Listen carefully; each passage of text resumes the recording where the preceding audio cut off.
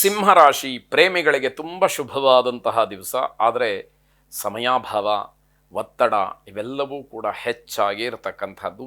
ಪೋಷಕರ ಮತ್ತು ಅಧ್ಯಾಪಕರ ಸಲಹೆಯ ಮೇರೆಗೆ ಮಾಡ್ತಕ್ಕಂತಹ ಕೆಲಸಗಳು ಜಯಪ್ರದವಾಗತ್ತೆ.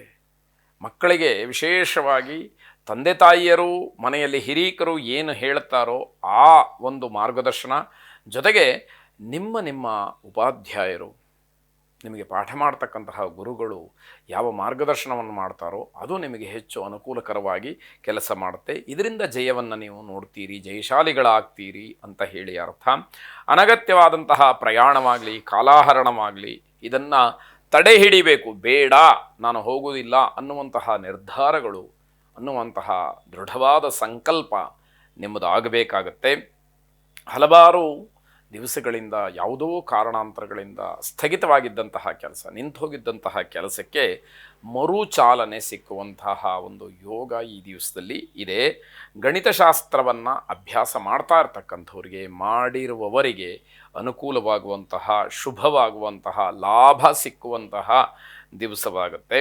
ಸಹಪಾಠಿಗಳ ಜೊತೆಯಲ್ಲಿ ಉತ್ತಮವಾದಂತಹ ಬಾಂಧವ್ಯವನ್ನು ಬೆಳೆಸ್ಕೊಳ್ಬೇಕು. ಯಾರು ನಿಮ್ಮ ಜೊತೆಯಲ್ಲಿ ಓದ್ತಾ ಇದ್ದಾರೆ ಅಥವಾ ನಿಮ್ಮ ಸಮಾನ ವಯಸ್ಕರಿದ್ದಾರೆ ಅವರ ಜೊತೆಯಲ್ಲಿ ವಿಶೇಷವಾಗಿ ಅನ್ಯೋನ್ಯತೆ, ಪ್ರೀತಿ, ವಿಶ್ವಾಸ ಇರಬೇಕು ಅನ್ನುವಂಥದ್ದು.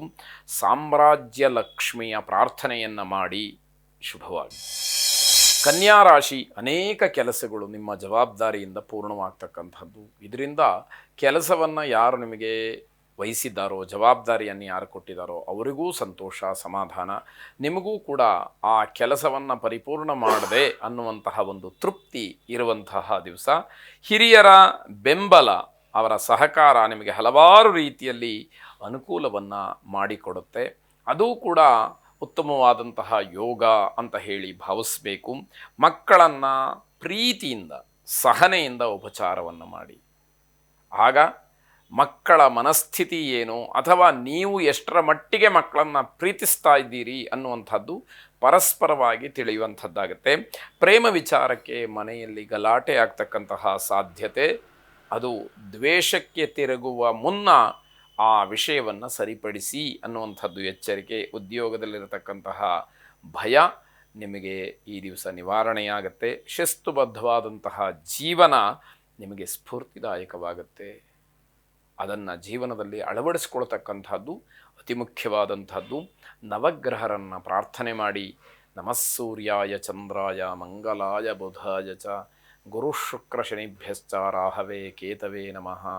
ಆದಿತ್ಯಾದಿ ನವಗ್ರಹರು ನಿಮ್ಮ ಜೀವನದಲ್ಲಿ ಇರತಕ್ಕಂತಹ ಎಲ್ಲ ಏರಿಳಿತಗಳನ್ನು ಸರಿಪಡಿಸಲಿ, ಶುಭವನ್ನು, ನಿಮಗೆ ಅಭ್ಯುದಯವನ್ನು ಅಥವಾ ಉತ್ತರೋತ್ತರವಾದಂತಹ ಅಭಿವೃದ್ಧಿಯನ್ನು ಕರುಣಿಸಲಿ. ಶುಭವಾಗಿ. ತುಲಾರಾಶಿ ವಿದ್ಯಾರ್ಥಿಗಳು ಹೊಸ ಹೊಸ ತಂತ್ರಗಳನ್ನು ಬಳಸಿ ನಿಮ್ಮ ವಿದ್ಯಾಕ್ಷೇತ್ರದಲ್ಲಿ ಪ್ರಗತಿಯನ್ನು ಕಾಣಲಿಕ್ಕೆ ಅವಕಾಶಗಳಾಗತ್ತೆ. ಜನರ ಜೊತೆಯಲ್ಲಿ ನೀವು ನಾಟಕೀಯವಾಗಿ ಇರಬಾರ್ದು, ಸ್ವಾಭಾವಿಕವಾಗಿರುವುದಕ್ಕೆ ಪ್ರಯತ್ನವನ್ನು ಮಾಡಿ. ಸ್ವಭಾವ ಯಾವಾಗಲೂ ಕೂಡ ಅದು ಪ್ರಾಕೃತಿಕವಾಗಿ, ಸ್ವಾಭಾವಿಕವಾಗಿ ಇರಬೇಕು ಅನ್ನುವಂಥದ್ದು. ಧಾರ್ಮಿಕ ಕ್ಷೇತ್ರಗಳ ವಿಚಾರದಲ್ಲಿ ಅಸಭ್ಯವಾಗಿ ವರ್ತಿಸ್ತಕ್ಕಂಥದ್ದು, ಅವಹೇಳನಕಾರಿ ಮಾತುಗಳನ್ನು ಆಡ್ತಕ್ಕಂಥದ್ದು, ನಿಂದಿಸ್ತಕ್ಕಂಥದ್ದು ಇದು ಯಾವುದೂ ಕೂಡ ಬೇಡ. ನಿಮಗೆ ಆಸಕ್ತಿ ಇಲ್ವಾ, ನಿಮಗೆ ನಂಬಿಕೆ ಇಲ್ವಾ, ನೀವು ಎಲ್ಲಿಗೂ ಹೋಗೋದು ಬೇಡ. ಆದರೆ ಪಾವಿತ್ರ್ಯತೆಯನ್ನು ಕಾಪಾಡಿಕೊಂಡು ಮನಃಶುದ್ಧಿಯಿಂದ ಹೋಗ್ತಕ್ಕಂತಹ ಬೇರೆ ವ್ಯಕ್ತಿಗಳಿಗೆ ತೊಂದರೆಯನ್ನು ಯಾಕೆ ಮಾಡ್ತೀರಿ, ಅವರ ಮನಸ್ಸನ್ನು ಯಾಕೆ ಕೆಡಿಸ್ತೀರಿ ಅನ್ನುವಂಥದ್ದು ಪ್ರಶ್ನೆಯಾಗತ್ತೆ. ಸಾಮಾಜಿಕವಾದಂತಹ ಕಾರ್ಯಗಳಲ್ಲಿ ಭಾಗವಹಿಸೋದಕ್ಕೆ ಅವಕಾಶ ಇದೆ. ನಿಮಗೆ ಮನಸ್ಸಿಗೆ ಸಮಾಧಾನ ಇದೆಯಾ, ಭಾಗವಹಿಸಿ, ಒಂದು ಒಳ್ಳೆಯದನ್ನು ಮಾಡಿ, ಸಮಾಜಕ್ಕೆ ಒಳ್ಳೆಯ ಸಂದೇಶ ಕಳಿಸಿ. ಇಲ್ಲ, ಯಾರಿಗೂ ತೊಂದರೆಯನ್ನು ಮಾಡ್ತಕ್ಕಂಥದ್ದು ಬೇಡ. ಹಣ ಉಳಿಸೋದಕ್ಕೆ ತುಂಬ ಹೋರಾಟವನ್ನು ಮಾಡಿ ವಿಫಲರಾಗ್ತೀರಿ, ಖರ್ಚೇ ಹೆಚ್ಚು ಅನ್ನುವಂಥದ್ದಾಗತ್ತೆ. ವೈಶ್ರವಣ ಮಂತ್ರವನ್ನು ಶ್ರವಣ ಮಾಡಿ. ಶುಭವಾಗಿ. ವೃಶ್ಚಿಕ ರಾಶಿ ಪಿತ್ರಾರ್ಜಿತವಾದಂತಹ ಆಸ್ತಿಯ ವಿಚಾರಕ್ಕೆ, ಹಣದ ವಿಚಾರಕ್ಕೆ ಕಾನೂನಾತ್ಮಕವಾದಂತಹ ಹೋರಾಟಕ್ಕೆ ಮುಂದಾಗಬೇಕಾಗತ್ತೆ. ಕೋರ್ಟಿನ ಮೆಟ್ಟಿಲನ್ನು ಏರಬೇಕಾಗತ್ತೆ ಅನ್ನುವಂಥದ್ದು. ಕೆಲವು ವೇಳೆ ಕೆಲವು ವಿಚಾರದಲ್ಲಿ ನಿಮ್ಮನ್ನು ಅರ್ಥ ಮಾಡ್ಕೊಳ್ಳುವಂಥದ್ದು ಕಷ್ಟ ಆಗುತ್ತೆ. ಎಲ್ಲ ಹೋರಾಟ ಮಾಡ್ತಾ ಇರ್ತೀರಿ, ಇದ್ದಕ್ಕಿದ್ದ ಹಾಗೆ ನನಗೆ ಯಾವ ವಿಷಯವನ್ನು ಬೇಡ, ಇದರಿಂದ ನನಗೇನಾಗಬೇಕು ಅನ್ನುವ ನಿರ್ಧಾರ ಮಾಡಿಬಿಟ್ರೆ ಜೊತೆಯಲ್ಲಿದ್ದವರ ಕಥೆ ಏನಾಗಬೇಕು ಅನ್ನೋದು ಪ್ರಶ್ನೆ.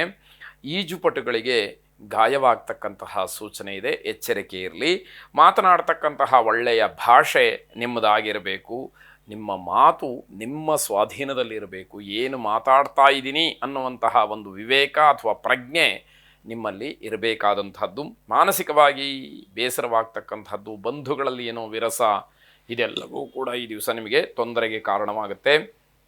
ನ್ಯಾಯಸಮ್ಮತವಾದಂತಹ ವಿಚಾರಕ್ಕೆ ಅಡ್ಡಿಯಾಗಿ ಕೋಪ ಬರತಕ್ಕಂಥದ್ದು, ಯಾವ ವಿಷಯ ಸರಿ ಇದೆಯೋ ಅಂಥದ್ದಕ್ಕೆ ಏನೋ ಒಂದು ಅಡ್ಡಿ, ಯಾರೋ ಬರ್ತಾರೆ ಅದು ಸರಿ ಇಲ್ಲ ಅಂತ ಹೇಳ್ತಾರೆ, ಆಗ ನಿಮಗೆ ಸಿಟ್ಟು ಬರುವಂಥದ್ದು ಹೆಚ್ಚಾಗಿ ಕಾಣುತ್ತೆ.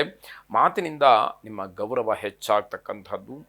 ದಕ್ಷಿಣ ಕಾಳಿಯನ್ನು ವಿಶೇಷವಾಗಿ ನೀಲಿ ಹೂವುಗಳಿಂದ ಅರ್ಚನೆ ಮಾಡಿ ಪ್ರಾರ್ಥನೆ ಮಾಡಿ. ಶುಭವಾಗಲಿ.